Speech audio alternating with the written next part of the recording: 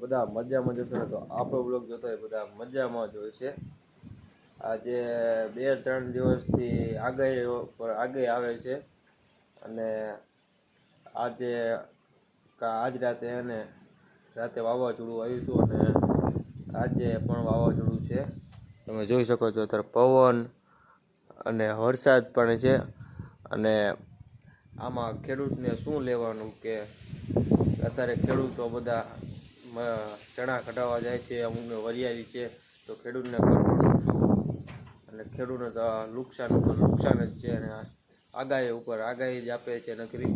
અને અત્યારે પવન ને વરસાદને એવું પણ બહુ છે, અત્યારે વરસાદ પણ ચાલુ જ છે, જોઈ શકો છો તમે। આ બધું પલાળી નાખ્યું છે અને વધારે પવન હતો ને એના કારણે આપણે ઘડિયાળે તૂટી ગઈ છે। ઉપર પવનને કારણે પવન આવતો હતો ને તો આપણી ઘડિયાળે તૂટી ગઈ છે। જુઓ અત્યારે તૂટી ગઈ છે અને હજુ અત્યારે તૂટી છે તો આપણી આ ઘડિયાળ તૂટી ગઈ છે અને હજુ નવી જ હતી ઘડિયાળ।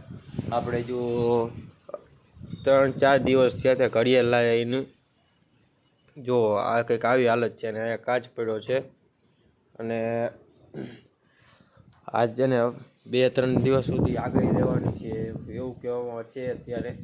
એટલે અત્યારે ખેડૂતને નુકસાન ઉપર નુકસાન જ છે અને ખેડૂત બચારા શું કરે, પોતાની આખી એમ કેવું હોય તો કહેવાય કે બધી 6-7 મહિનાની બધી મહેનત એને કુદરત ઉપર છોડી દે છે।